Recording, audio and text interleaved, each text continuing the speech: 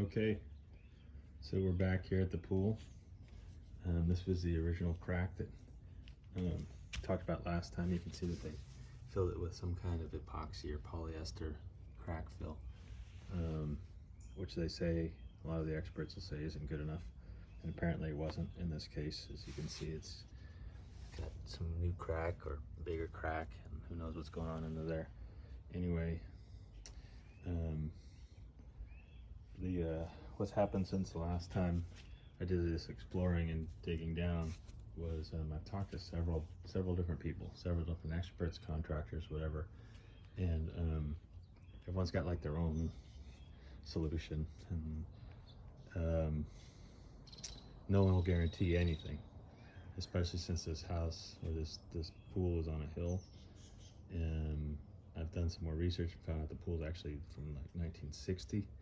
The woman who lived in here previous, she got it when she was in high school, when she lived here as a teenager, and she was born like 1940 or something. So, you know, it might even be older than 1960. But anyway, we're on a hill, and just stuff moves around, and so my main objective is to really just seal it so it doesn't leak, and just try to hold it for as long as it can, because kind of all the experts say that, oh, that's, you know, it's just gonna crack, that's how it works. And you can see this was from a remodel. This was like some Pebble Tech, like when it first came out. Apparently we had one of the installers that came by and talked to me about it, said that this looks like the kind of the vintage, the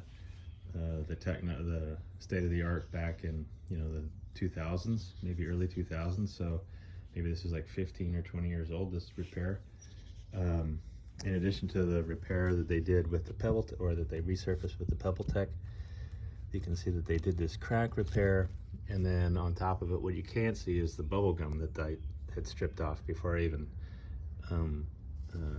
done this exploratory work. So it's got it's got some issues, and this was like the biggest crack. Unfortunately, I didn't do like a sound crack detection before all of this. I just I drained it just to kind of investigate and see what was there. So I don't have like positive confirmation of where the leaks are, where the leaky cracks are. So there's this method you can do where you mist, or you just get the surface of the concrete moist and then wait for it to dry out a little bit, and the cracks will dry out slower than the rest, so they show up as like damp spots, and you can kind of trace out the crack. And so that's what I did. I had this whole thing wet with like a hose and a misting thing, and just kind of kept misting it and letting it dry out. And I really tried to figure out where the cracks were. You can't. It's hard to trace some of the cracks in this Pebble Tech. So as far as like which ones are leaking and which ones are structural or superficial, it's really hard to tell. But what my plan is, I've got. I'm gonna do two things. I'm gonna do staples, which is, you know, you'll see stuff on the web that says staples don't work, and these are carbon fiber staples.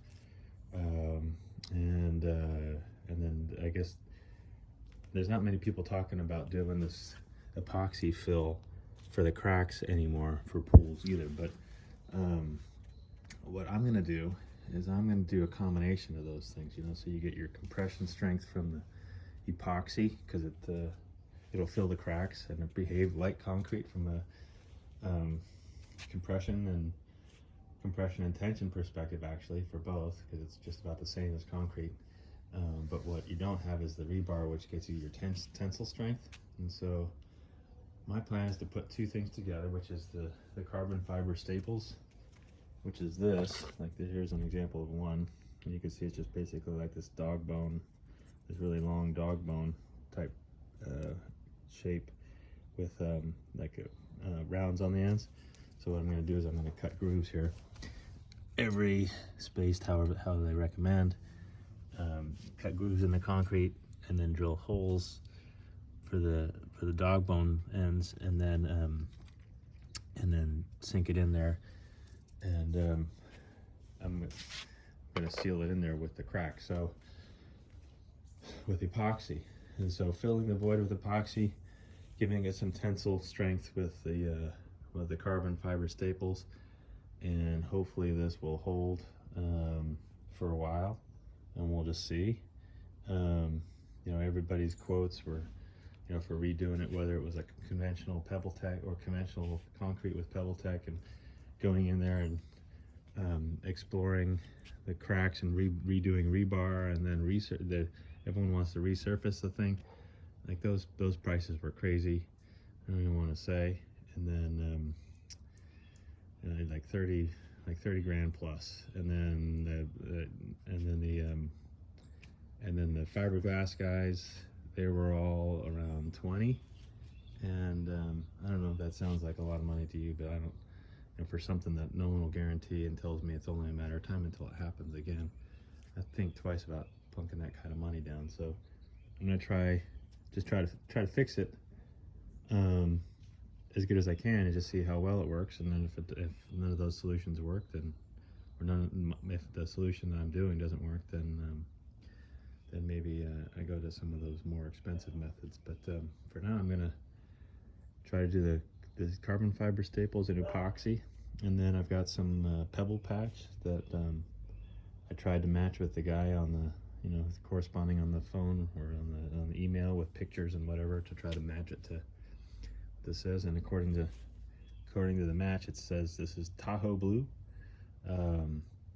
So we'll see how that works out. But anyway, I'm getting ready to do this, and maybe I'll shoot some more shots as I go along the way and progress through the steps. But basically, it's, you know, I gotta